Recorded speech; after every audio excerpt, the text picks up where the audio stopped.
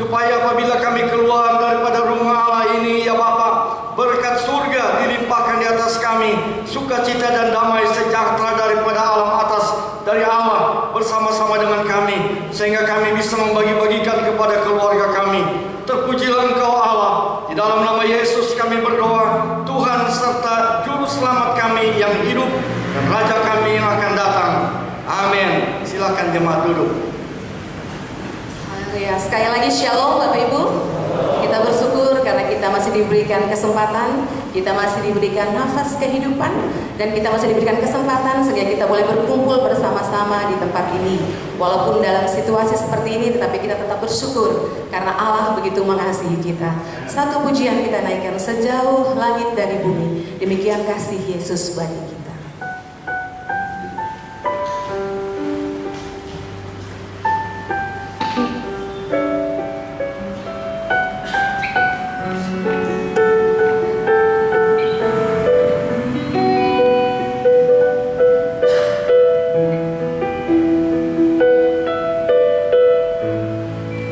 Engkau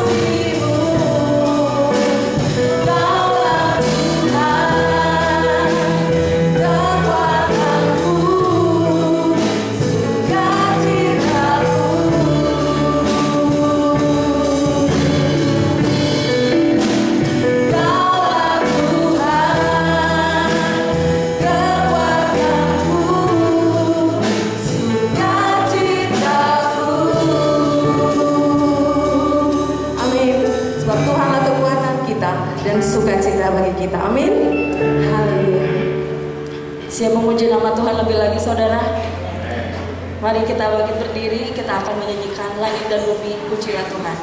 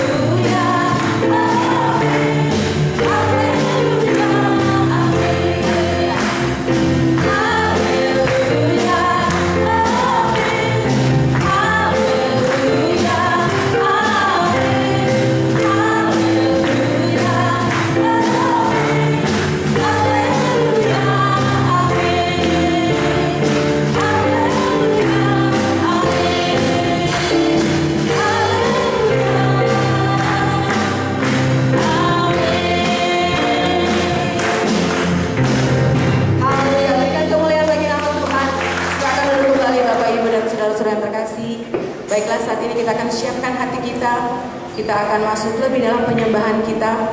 Kita akan naikkan pujian, dimana sebentar kita akan masuk dalam doa syafaat. Dan biarkan kita siapkan hati kita sehingga kita boleh masuk di dalamnya. Haleluya.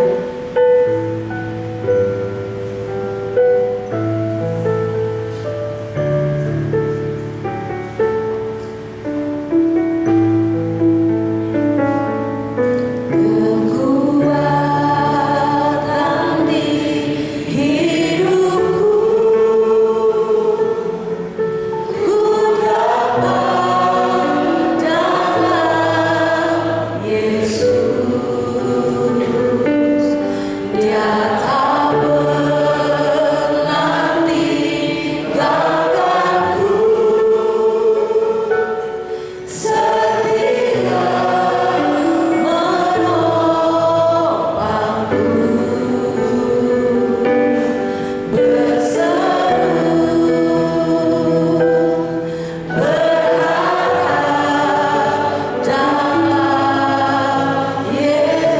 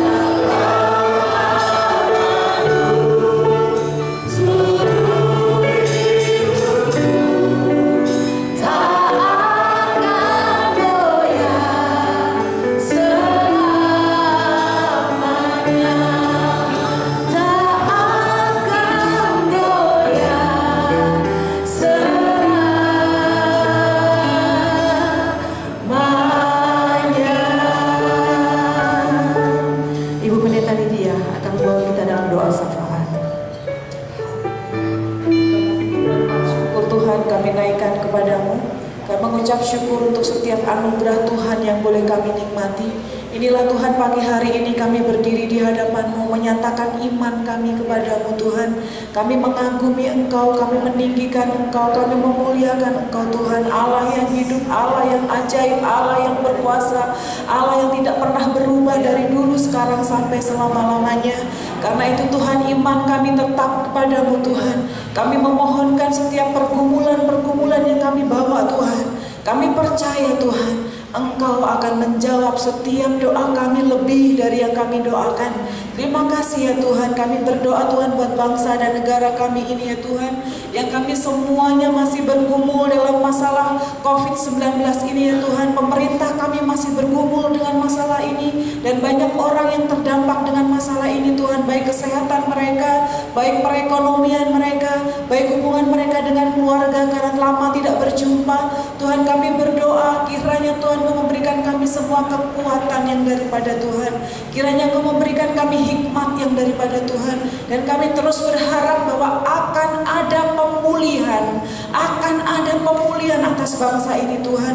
Akan ada pemulihan atas kami semua yang berharap dan berserah kepadamu. Kami percaya Tuhan, masalah ini akan berlalu. Seperti kami mempercayai bahwa Engkau adalah Allah yang perkasa. Engkau pun mampu Tuhan melalukan semuanya ini.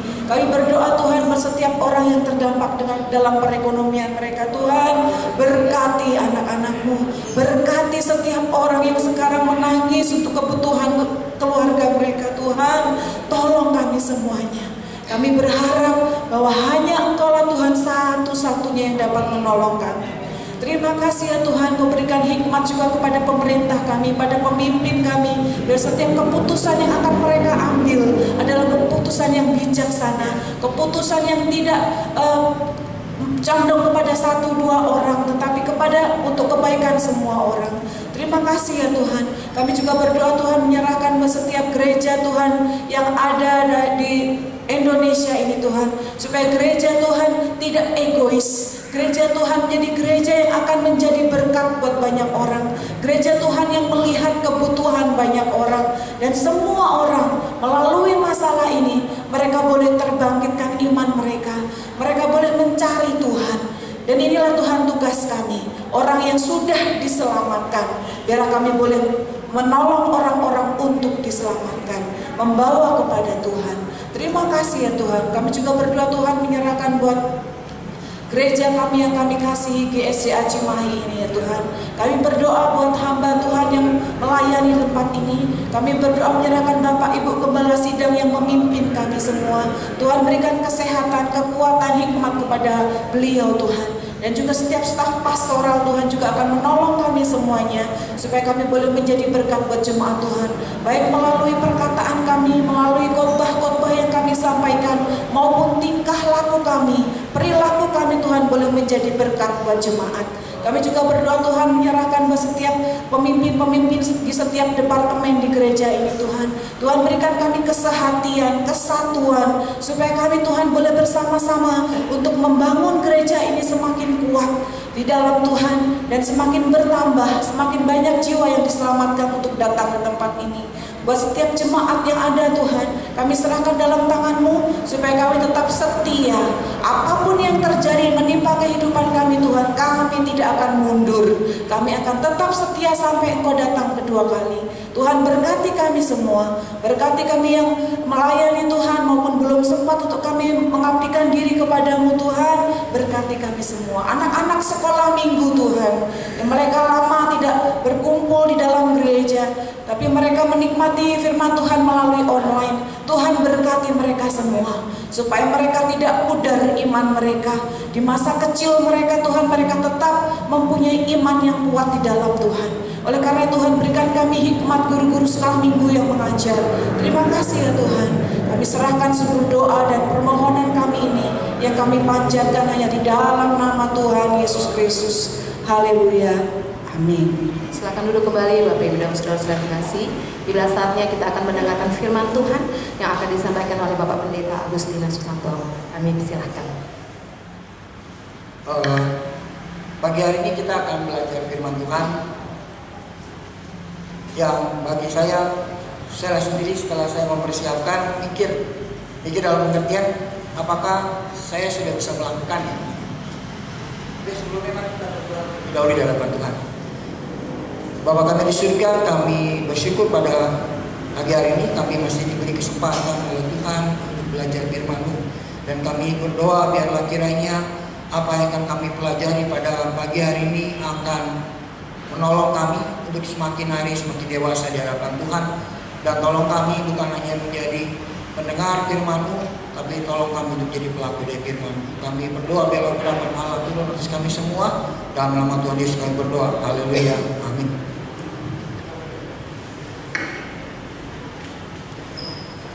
Seperti tema yang kita sedang pelajari dalam kuarter ini, kita akan belajar dari firman Tuhan. Saya menyadari saya bukan orang yang sempurna dalam firman Tuhan yang akan saya mau ini bacakan, kita pelajari. Jadi biarlah kita akan belajar bersama-sama untuk bisa memuliakan Tuhan dengan anggota tubuh yang kita punya. Mari kita akan buka di dalam Yakobus pasal 3 ayat pertama sampai dengan ke-12. Sesuatu yang sangat berbahaya.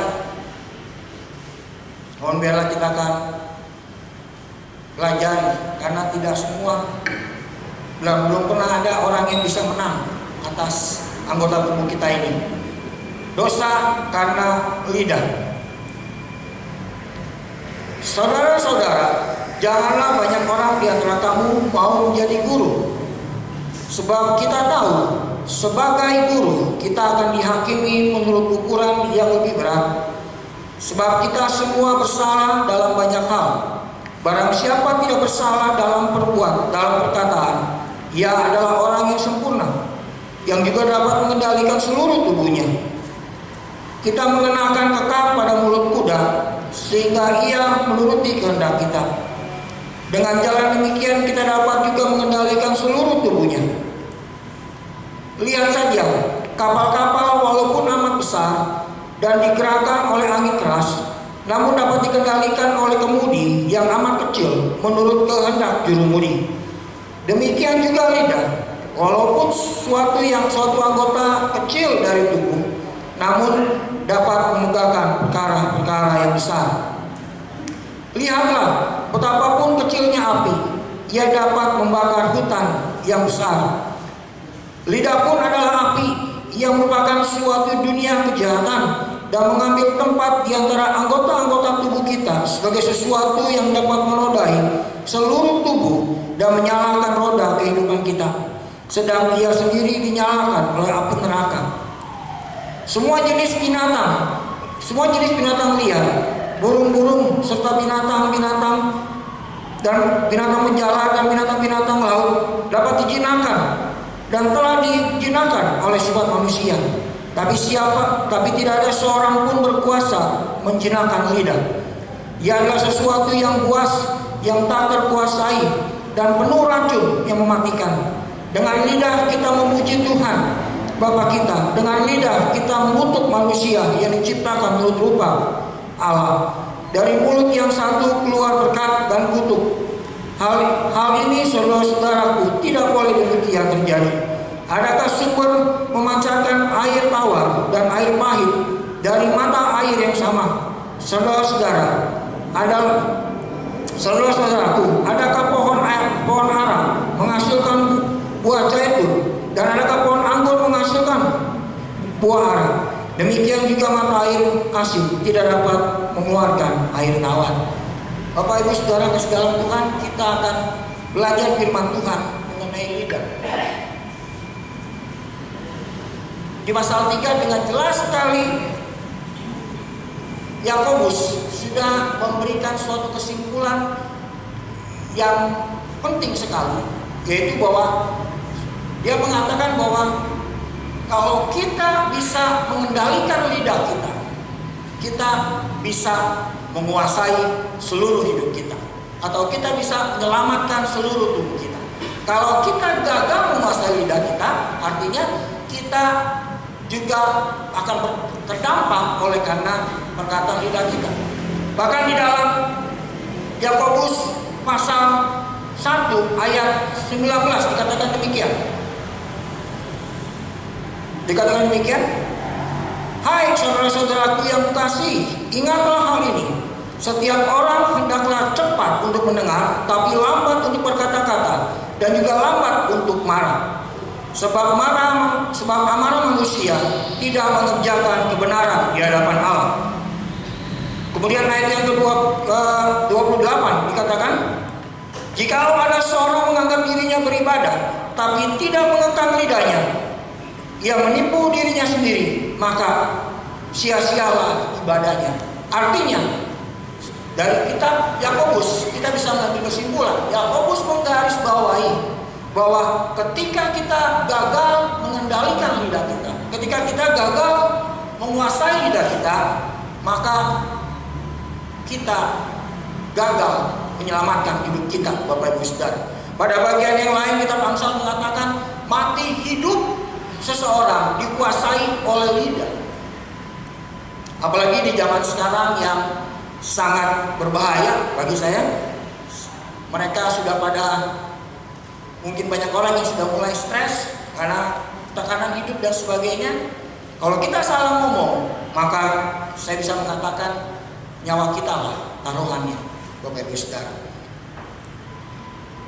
Saya ingat sekali ketika membaca sebuah artikel tentang Mao Zedong. Mao Zedong itu pendiri komunis di Cina. Saya baru sadar ternyata dia dulu itu orang Kristen. Orang Kristen, ketika saya baca saya tahu dia orang Kristen. Dan saya bingung kenapa dia bisa jadi orang komunis. Bahkan sekarang Cina miliaran orang penuh dengan orang yang beragama komunis. Ternyata berawal dari seorang misionaris yang datang ke Cina. Yang ketika Mao Zedong datang tiap hari, kemudian dia mulai melihat, oh ini ada orang putih matanya sipit datang ke gereja. Kemudian dia berkata, hei anjing kuning, ngapain kamu kesini? Si Mao Zedong ini kaget sekali karena dia diperkatakan anjing kuning. Sehingga akhirnya dia berkata, kalau saya datang ke gereja dan kamu menyebut saya anjing kuning, maka dia mengatakan hari ini saya hari terakhir akan datang ke gereja dan mengenal Yesus secara pribadi. Dan sejak saat itu Mao Zedong tidak pernah menginjakkan kakinya di gereja, dan dia akhirnya menjadi pendiri komunis di negara Cina. Oleh karena itu mari Bapak Ibu Saudara, saya menyadari kita semua masih bergumul tentang penggunaan lidah kita, tapi mari kita akan belajar untuk bisa mengendalikan lidah kita. Karena ketika kita bisa mengendalikan lidah kita, kita menyelamatkan hidup kita. Seperti yang pernah kita dengar, mulutmu adalah harimau. Jadi apa yang kita katakan ketika keluar itu bisa berdampak positif dan negatif, tergantung dari kata-kata apa yang keluar dari lidah kita, Bapak Ibu Saudara. Nah, pada ayat yang pertama, pada ayat pasal 3 dikatakan, saudara-saudaraku, janganlah banyak orang di antara kamu menjadi guru, sebab kita tahu sebagai guru kita akan dihakimi menurut ukuran yang lebih berat. Apakah salah menjadi seorang guru, Bapak Ibu Saudara? Saya percaya menjadi seorang guru itu tidak salah. Bahkan saya bisa sekolah sampai tinggi juga karena seorang guru. Tapi apakah maksud Yakobus mengatakan jangan pernah menjadi seorang guru? Tidak, Bapak Ibu Saudara. Guru di sini punya ada dua pengertian dari kata yang sama, dari kata bahasa Yunani yang sama. Pengertian yang pertama, guru yang memang mengajar. Pengertian yang kedua, guru yang punya tendensius mengkritik, Bapak Ibu Saudara. Jadi dia mengkritik, mengeluarkan kata-kata yang tidak baik bukan pada waktu yang tepat seharusnya digunakan. Makanya di dalam pasal 1 ayat yang ke-18 tadi yang kita baca dikatakan, hendaklah kamu dikatakan demikian. Hai saudara-saudara yang kukasihi, ingatlah hal ini. Setiap orang hendaklah cepat untuk mendengar, tapi lambat untuk berkata-kata. Artinya apa? Yakobus ingin mengatakan pembacanya bahwa kamu boleh mendengar cepat-cepat, tapi jangan dulu berkata-kata sebelum kamu pikirkan membuktikan apa itu benar, apa itu salah. Sehingga akhirnya kita bisa melihat konteks di sini adalah guru yang dimaksud di sini adalah orang-orang yang suka mengkritik. Orang-orang yang mungkin punya pengetahuan namun tidak menggunakan pengetahuannya dengan baik, mengeluarkan kata-kata yang tidak baik untuk mengkritik orang tidak pada waktunya. Nah, itu yang Yakobus tidak inginkan. Jadi Yakobus sedang menekankan bahwa kamu boleh berkata, kamu boleh cepat mendengar, kamu boleh ingin tahu segala sesuatu, tapi ingat baik-baik, pergunakan lidahmu dengan baik, jangan menjadi pengkritik. Bukan berarti pengkritik itu tidak boleh, pengkritik itu boleh. Kalau tidak ada yang mengkritik, maka kehidupan kita juga tidak tahu benar atau salah.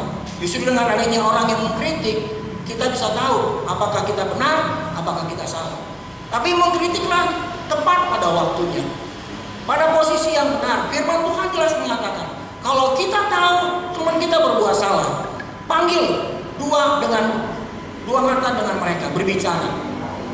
Kalau kita sudah tegur, kita sudah nasihati, kamu begini masih juga melakukan yang sama, panggil penantua datang.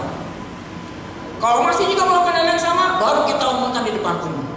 Dengan kata lain, kita bisa menolong orang dengan lidah kita, bukan dengan menghakimi. Karena apa yang keluar dari mulut kita itu lebih tajam dari pedang, Bapak Ibu Saudara. Dia bisa melukai seluruh kehidupan. Oleh karena itu, mari Bapak Ibu Saudara, ingatlah bahwa kita boleh mengkritik, tapi pada waktu yang tepat dengan kata-kata yang baik.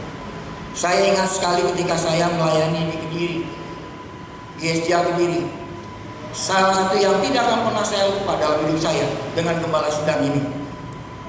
Karena gembala sedang ini, dari semua saya praktik selama saya kuliah di Malang, hanya gembala sedang ini yang memanggil saya pertama kali saya datang dan memberitahu apa yang harus saya lakukan dan apa yang saya kerjakan selama saya praktek di gereja itu. Dan dia panggil saya, Agus, kebetulan dia juga namanya Agus itu ya. Agus, saya mau berikan sesuatu aturan buat kamu sebelum kamu melayani pada hari Sabtu dan Minggu. Dan dia memberikan peraturan yang saya suka sekali. Yang pertama dia bilang, saya tidak butuh orang kritik di sini, pengkritik. Oh Pak, kenapa nggak mau dikritik? Kemudian dia ngomong, kalau kamu hanya datang mengkritik, jemaat saya juga bisa mengkritik. Tapi kalau kamu datang mengkritik dan memberikan solusi, saya setuju banget. Kalau kamu hanya mengkritik, kemudian tidak ada solusi, lebih baik jangan kritik saya. Kalau kamu kritik saya, berikan saya solusi. Kalau saya harus begini karena ini Pak. Waktu saya praktik di tempat-tempat yang lain, tidak pernah ada gembala sedang yang memanggil saya pribadi sebagai mahasiswa praktek untuk mengatakan, kamu harus begini. Tapi gembala sedang ini memberikan aturan buat saya. Kalau kamu mau mengkritik saya, mau ngasih ini, tolong berikan solusi buat saya, supaya saya tahu apa yang saya keluar pecahkan ketika saya berhadapan dengan ini. Dan yang kedua, yang dia mengatakan ini, jemaat saya banyak Agus, tapi tolong jangan fokus pada satu orang.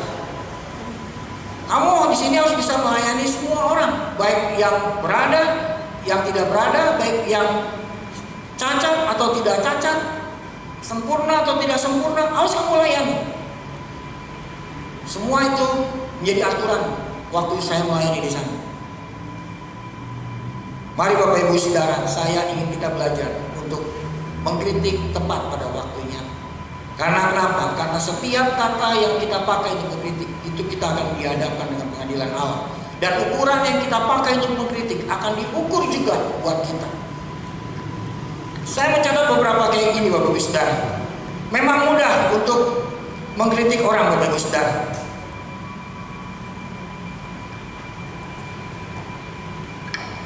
Kalau orang lain mengeluarkan uang, kita namakan itu boros. Kalau diri kita sendiri mudah mengeluarkan uang, kita namakan dermawan. Dan kalau orang lain mengubah pendapat, kita namakan pelin-pelan atau tidak berpendirian. Kalau kita sendiri mengubah pendapat, kita namakan bijaksana. Kalau orang lain mempertahankan pendapat, kita namakan tegar tengkuk. Tapi kalau kita sendiri mempertahankan pendapat, kita namakan tegas. Mungkin ini orang lebih mudah. Tapi bagaimana ketika kita dalam posisi yang demikian? Ketika kita mengubah pendapat, orang lain kita sebut pelin-pelan. Kalau kita mengubah pendapat bagaimana? Oleh karena itu mari Bapak Ibu Saudara, hati-hati dengan diri kita. Ukuran yang kita pakai untuk menghakimi akan dipakai untuk kita untuk dihakimi. Yang kedua Bapak Ibu Saudara, kenapa kita harus hati-hati dengan lidah kita Bapak Ibu Saudara? Dikatakan firman Tuhan dengan jelas sekali, ketika kita menguasai lidah, kita menguasai seluruh kehidupan kita Bapak Ibu Saudara. Dan firman Tuhan pada ayat yang kedua, pasal 1 mengatakan bahwa karena perkataan kita sia-sia semua ibadah kita Bapak Ibu Saudara. Artinya Bapak Ibu Saudara, kenapa kita harus menahan lidah kita? Artinya kita menyelamatkan hidup kita Bapak Ibu Saudara. Kalau kita mau hidup kita selamat, kalau kita mau hidup kita punya masa depan, mari kuasai lidah kita. Mari keluarkan kata-kata yang positif. Mari tuliskan kata-kata yang baik. Oleh karena ketika kita mengeluarkan kata-kata yang baik, saya percaya bukan diri kita saja yang dibangun, tapi orang lain yang dibangun. Ketika kita mengeluarkan kata-kata yang benar, bukan diri kita yang dibangun saja, tapi orang lain dibangun. Saya mengajar bahasa Yunani, Bapak Ibu Saudara. Bahasa Yunani 1, Yunani 2, Yunani 3, dan Yunani 4. Bukan hal yang mudah Bapak Ibu Saudara untuk mengajarkan bahasa Yunani. Yang pertama, kenapa? Itu bukan bahasa saya, bukan bahasa Indonesia.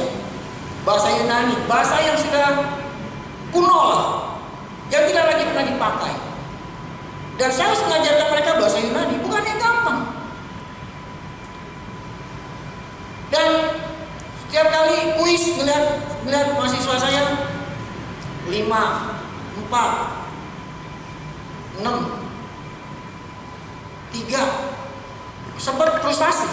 Tapi saya belajar ketika saya membaca sebuah tulisan yang mengatakan berikanlah sesuatu yang positif kepada murid-muridmu dari pedoman sebagai guru. Dan mulai saat itu saya tulis di lembaran kertas mahasiswa saya yang Yunani.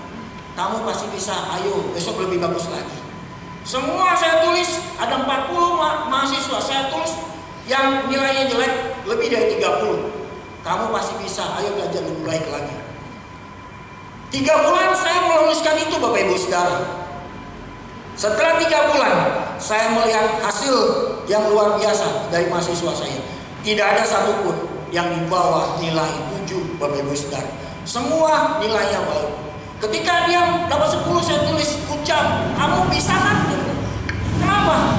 Karena saya belajar untuk menuliskan kata-kata yang positif buat mahasiswa saya. Sehingga walaupun saya belum pernah mengajar bahasa Yunani bagi golongan di bawah saya, yang di bawahnya saya seperti Pendeta Novita Rorong. Novita Rorong tinggal datang, Pak Agus tolong ajarkan bahasa Yunani. Saya bilang sama dia, kamu kan gak pernah belajar di bawah saya, ngapain kamu minta tolong saya ajar saya? Sedangkan saya kan gak pernah ngajar kamu. Kamu dari mana tahu saya bisa mengajar bahasa Yunani?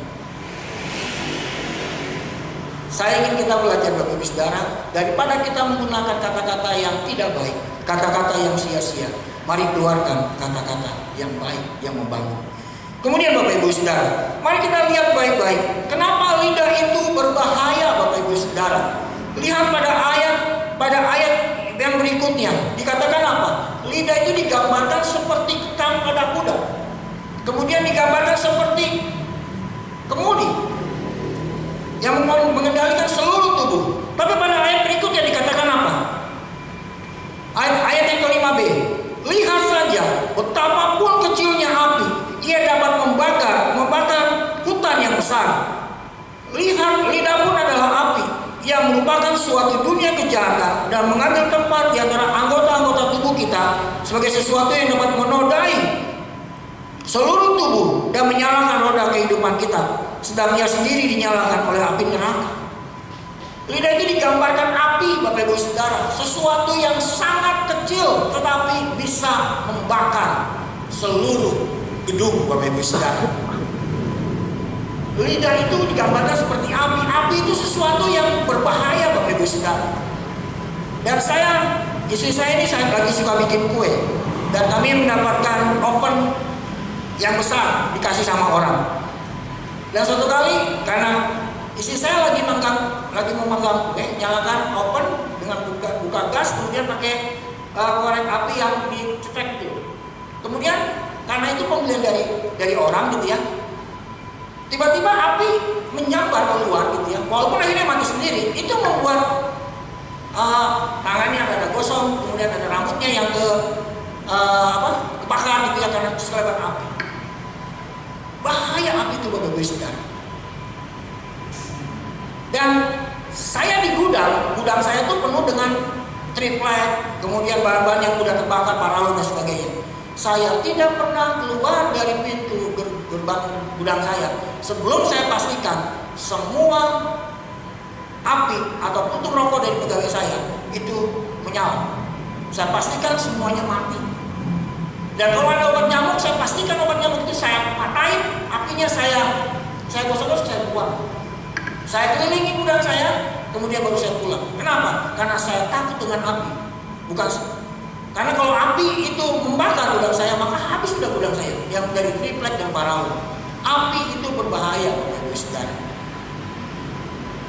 Dan lidah digambarkan dengan api. Bisa dibayangkan berbahayanya lidah, Bapak Ibu Saudara. Ketika kita menggunakan lidah kita dengan tidak baik, mengeluarkan kata-kata kita tidak baik, percayalah,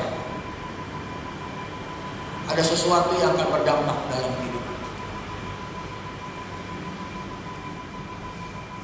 Ada sesuatu yang pasti akan menghantam kita, Bapak Ibu Saudara, dari kata-kata yang kita keluarkan dengan tidak baik.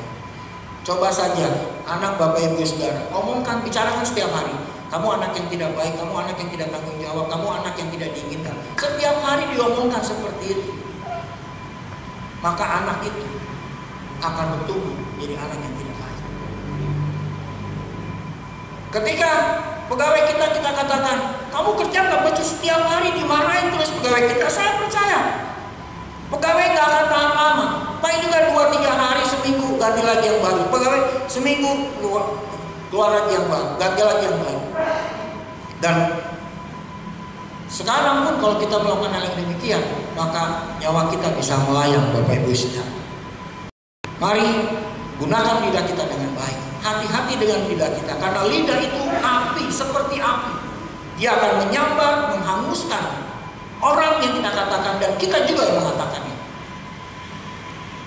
Yang kedua, digambarkan seperti apa, Bapak Ibu Saudara? Ayat yang ke-7.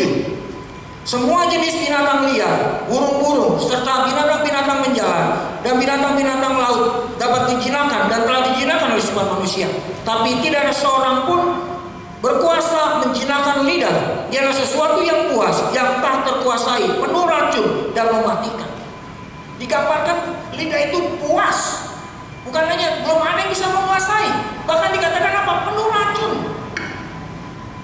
Kata-kata kita yang keluar dari lidah kita itu berbisanya minta ampun, Bapak Ibu Saudara.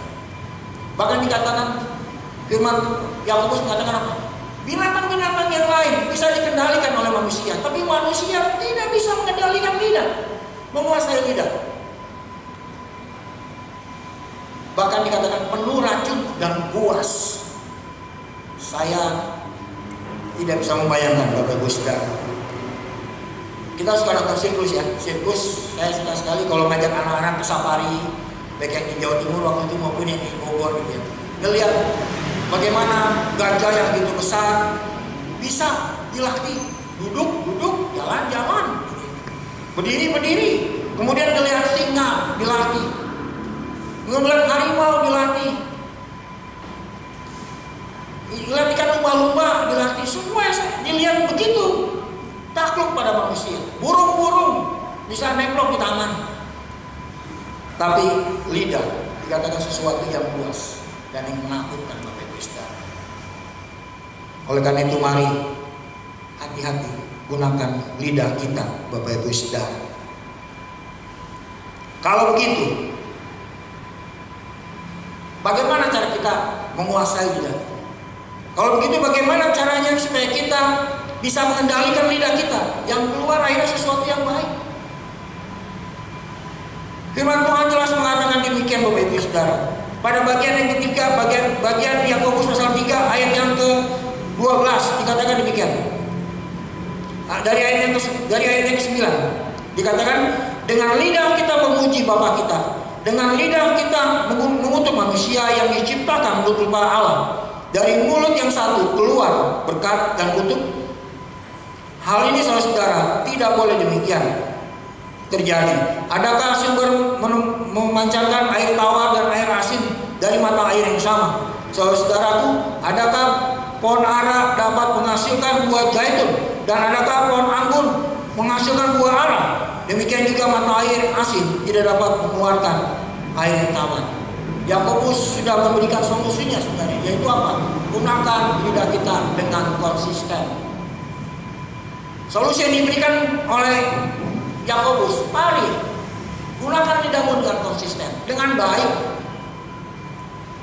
Dengan kata lain, kalau kita anak Tuhan, berarti kata-kata kita yang keluar adalah kata-kata seperti Tuhan berkata-kata. Di sini digambarkan, adakah pohon ara berbuah anggur? Tidak ada. Hanya peluri pasal 5 yang punya, Bapak Ibu Saudara.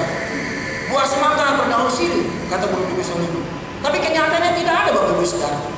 Jadi solusi yang pertama yang saya bisa tawarkan kepada Bapak Ibu Saudara, mari gunakan kata-kata kita secara konsisten. Dengan kata lain, kata-kata positif yang keluar dari mulut kita terus kita ucapkan, Bapak Ibu Saudara. Terus saya mendengar dari psikologi, kalau kebiasaan baik kita lakukan 21 kali, maka itu akan menjadi habit kita. Kalau karena itu mari Bapak Ibu Saudara, setiap hari kita konsisten mengucapkan kata-kata yang baik, yang penuh berkat kepada setiap orang yang kita jumpai, sehingga akhirnya itu akan menjadi gaya hidup kita, Bapak Ibu Saudara.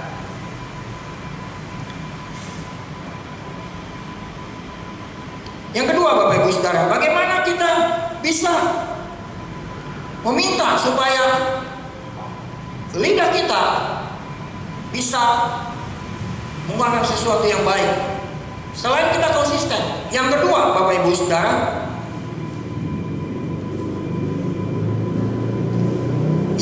mari kita dekat dengan yang punya lidah, yaitu apa? Tuhan itu sendiri. Di Amsal dikatakan, mintalah Tuhan menjaga mulutmu. Artinya apa? Minta Tuhan mengendalikan lidah kita. Dengan cara bagaimana? Ya kita dekat dengan Tuhan. Ketika kita dekat dengan Tuhan, maka kita mengizinkan Tuhan untuk mengendalikan lidah kita. Meminta Tuhan mengendalikan lidah kita. Kemudian yang berikutnya, Bapak Ibu Saudara, solusi yang diberikan oleh Yakobus yang ketiga adalah kita boleh cepat mendengar, tapi pikir dulu apakah itu benar, apakah itu baik, baru kita keluarkan, Bapak Ibu Saudara. Yakobus mengatakan kita boleh cepat mendengar, tapi lambat untuk mengeluarkan kata-kata. Artinya apa? Sebelum kamu mengeluarkan kata-kata, pikir dulu kata-kata kamu itu benar nggak? Karena perkataan yang sia-sia yang keluar dari mulut kita, suatu kali kita akan dihakimi di pengadilan bema berdasarkan apa yang kita akan keluarkan. Bukan hanya melalui tingkah laku kita, tapi perkataan kita yang keluar, suatu kali kita akan bertanggungjawabkan di bema pengadilan Kristus, Bapak Ibu Saudara.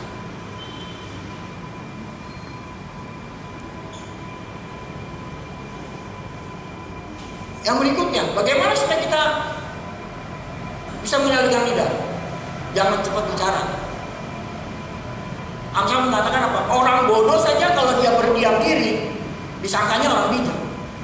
Kalau orang bodoh yang bisa berdiam diri saja dianggap orang bijak, apalagi orang bijak yang bisa menahan diri dan amat berkata-kata, pasti dia lebih bijak. Kalau di Di negara kita dikatakan apa? Diam itu adalah emas.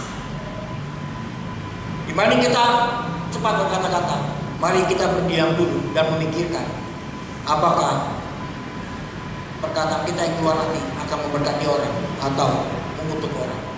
Jadi hati-hati dengan lidah Bapak Ibu Saudara. Dan yang terakhir saya mencatat dari sebuah tulisan Bapak Ibu Saudara. Tulisannya demikian. Sebelum saya tutup. Sesuatu yang keluar dari mulut kita sesungguhnya keluar dari apa yang ada di dalam hati kita. Sebuah hati yang tidak bersyukur akan menghasilkan lidah yang terus mengeluh. Sebuah hati yang sabar akan menghasilkan lidah yang penuh kasih karunia. Sebuah hati yang dipenuhi dengan kebencian akan menghasilkan lidah yang terus menghujat orang lain. Sebuah hati yang mengasihi akan menghasilkan lidah yang terus membangun orang lain. Jadi penuhilah hati kita dengan firman Tuhan. Berdoalah kepada Tuhan untuk menjaga hati dan bibir kita. Saya ulangi bagian terakhir. Jadi penuhilah hati kita dengan firman Tuhan dan berdoalah kepada Tuhan untuk menjaga hati dan bibir kita, sehingga akhirnya kita bisa menjadi berkat bagi orang lain. Dan yang terakhir Bapak Ibu Saudara, kita punya Roh Kudus. Roh Kudus yang akan memampukan kita untuk mengendalikan lidah kita. Kita tidak punya kuasa untuk mengendalikan lidah kita, tapi kita punya Roh Kudus yang sumber kekuatan kita untuk bisa menolong kita mengendalikan lidah kita, Bapak Ibu Saudara. Demikianlah firman Tuhan. Mari kita akan belajar mulai selesai firman Tuhan ini, keluar dari gedung ini, mari hati-hati gunakan lidah kita karena dia sangat berbahaya, Bapak Ibu Saudara. Mari kita berdoa. Bapa kami yang di surga, kami bersyukur untuk lidah yang Tuhan berikan buat kami. Namun kami berdoa, kami tahu lidah yang kami punya ini juga bisa mencelakakan diri kami dan juga orang lain. Oleh itu kami berdoa, Tuhan, berjagalah di mulut kami, sehingga akhirnya hanya kata-kata yang baik, yang benar, yang positif yang keluar dari mulut kami, Tuhan. Dijauhkanlah dari kami perkataan-perkataan yang tidak baik. Jauhkanlah dari kami perkataan-perkataan yang buruk, Tuhan. Dan Roh Kudus, kami tahu Engkau adalah penolong kami. Engkau adalah penolong, penghibur dari sisi Allah yang dipanggil penolong kami. Dan kami berdoa, Tuhan, Roh Kudus tolong kami supaya kami bisa mengendalikan lidah kami. Terima kasih Tuhan Yesus. Tuhan memberkati sedang jemaat-Mu. Kalau besok mereka akan kembali melakukan semua aktivitas, Tuhan memberkati setiap apapun yang mereka lakukan dan kerjakan. Terima kasih Tuhan Yesus. Dalam nama Yesus kami berdoa. Haleluya. Amin. Bapa yang di dalam surga, Engkau adalah Bapa yang begitu setia kepada kami. Kadang-kadang kami tidak setia mengikut Engkau, Tuhan. Dan Bapa yang di dalam surga, Engkau tetap setia kepada kami. Meskipun dalam masalah-masalah ya Tuhan yang kami hadapi, ya Bapa, Engkau tetap menerima kami. Ya Bapa, kami sangat bersyukur dan berterima kasih sebab kami mempunyai Allah yang hidup, mempunyai Yesus Kristus yang mencintai dan mengasihi kepada kami. Bapa di dalam sorga, berakhir sudah ibadah pertama pada pagi hari ini. Engkau telah memberkati saudara-saudara kami yang hadir ya Tuhan. Dan kami percaya juga waktu mereka pulang, waktu mereka di rumah dan di mana saja mereka berada, Engkau akan memberkati kepada mereka ya Tuhan. Terpujilah Engkau ya Allah Yesus. Saudara-saudara, pulanglah dengan damai, pulang dengan sejahtera, dan biar anugerah serta kemurahan dari sorga menyertai kita sampai Maranatha, Yesus datang kembali kali kedua. Amin.